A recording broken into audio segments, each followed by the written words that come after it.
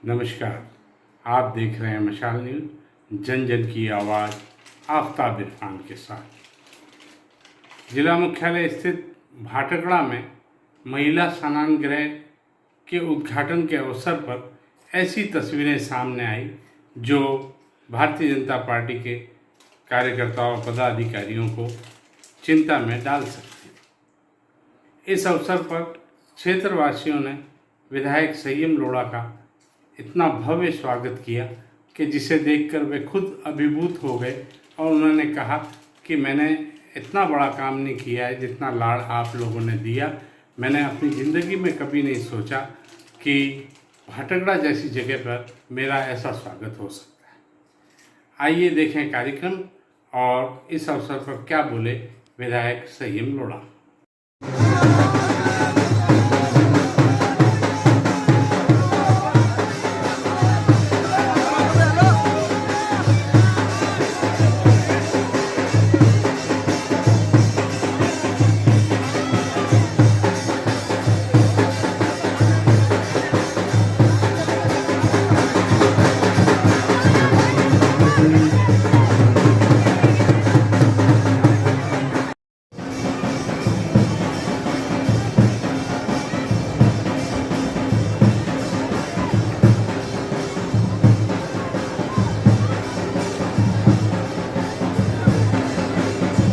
भाटकड़ा क्षेत्र में माली समाज द्वारा के पास में महिला स्नानगृह का लोकार्पण आज के कार्यक्रम के माननीय मुख्य अतिथि महोदय सीएम सलाहकार और हमारे स्थानीय जनप्रिय विधायक महोदय श्रीमान संयम जी लोढ़ा के कदमों से हुआ है और अभी मंच के कार्यक्रम के लिए मंच की ओर प्रस्थान कर रहे हैं और आप सभी क्षेत्रवासियों की ओर से उनका पुष्प वर्षा का स्वागत और अभिनंदन किया जा रहा है। यहाँ एक बार मातृशक्ति अपने हाथ में आपके प्रति धन्यवाद का कृतज्ञतापूर्ण एक तत्व।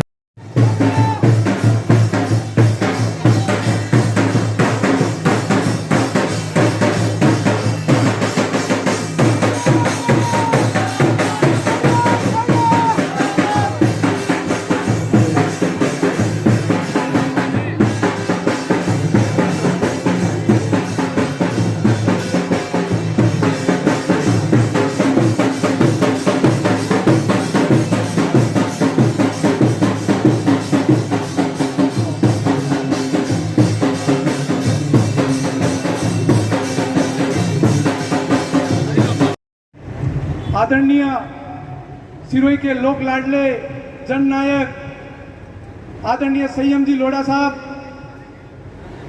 नगर परिषद के सभापति।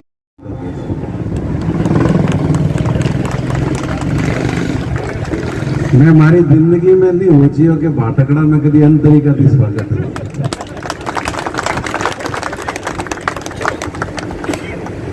मैं बात ही रस्ते हालती हुई थी अटी जो कैंप लागोड़ो तो प्रशासन गांवों के शहरों के साथ और 8-10 माताओं बहनों ने साथ ले जा करके मुझे ये जगह दिखाई कि ये हम सड़क पे ये स्नान करते हैं और बहुत सहज भाव से मुझे बड़ा ताज्जुब हुआ कि भाई सड़क पे क्यों करते हैं।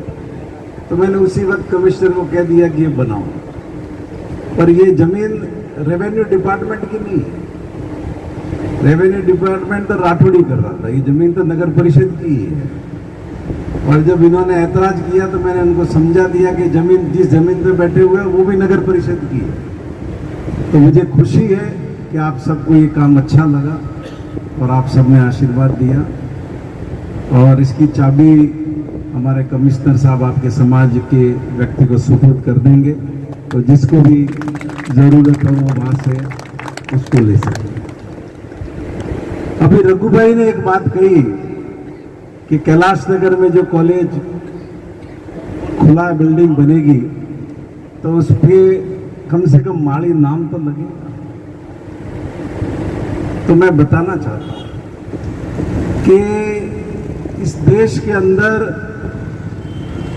जो सामाजिक क्रांति का सूत्रपात हुआ, इस देश को जो नई रोशनी दी, जिन्होंने नया रास्ता बताया, न केवल हमारी शिक्षा बल्कि हमारी माताओं बहनों के लिए भी, जिन्होंने शिक्षा के द्वार उस दौरान खोलने की कल्पना की, वो महान शख्सियत महात्मा ज्योतिबा फुले का आपके समाज में। आज उनकी पत्नी सावित्रीबाई फुले, जिनको प्रथम शिक्षिका कहते हैं इस 20वीं सदी की, 19वीं सदी की, वो जब पढ़ाने के लिए जाती थी तो लोग उनके ऊपर, दूसरे लोग कीचड़ फेंकते थे, गोबर फेंकते थे, और उन परिस्थितियों में औरतों को पढ़ाने का उन्होंने काम किया। खुद बाबा साहब भीमराव अंबेडकर ज्योतिबा फुले को अपना गुरु मानते थे, और ऐसी शख्सियत ने आपके समाज में जन्म लिया।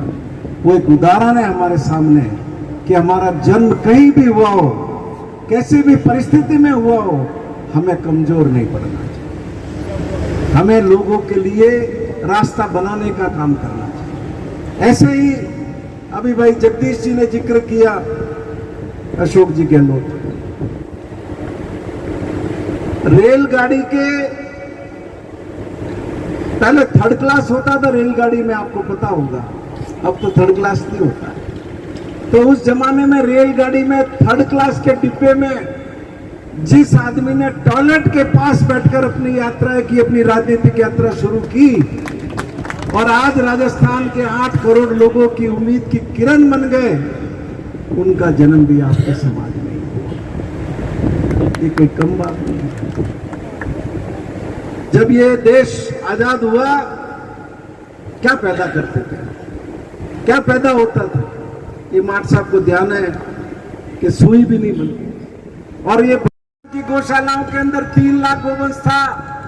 अशोक गहलोत ने नियम बदले, 200 गोवंश की गौशाला का अनुदान मिलता था, उन्होंने 100 गोवंश की गौशाला का कर दिया। आज 11 लाख गोवंश राजस्थान की गौशालाओं के अंदर। 2018 में 300 करोड़ रुपया राजस्थान की सरकार गौशालाओं पे खर्च कर रही थी, आज अशोक गहलोत की सरकार 1700 करोड़ रुपया गौशालाओं पे खर्च कर रही है। ऐसे अभिनव एक के बाद एक बिजली रो बिल, कोई फर्क पड़ी हो कि नहीं पड़ी हो? पड़ी हो। हर महीने राशन का की सौगात, ऐसे फैसले कौन कर सकता है?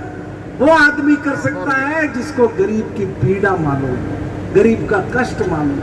25 लाख रुपए तक का इलाज मुफ्त। हम 15 साल लड़े हैं। मैंने 2008 में दिल्ली में भाषण दिया था प्रधानमंत्री मनमोहन सिंह और सोनिया गांधी के सामने कि कैंसर, हार्ट, लीवर और किडनी, इन बीमारियों का इलाज सरकार के खर्चे पर होना चाहिए। 15 साल हमारा सपना पूरा नहीं हुआ। ये अशोक गहलोत है जिसने हमारा सपना पूरा किया। खाली इस साल में 46,000 सिरोही जिले के परिवारों ने चिरंजीवी योजना के अंदर अपना इलाज किया।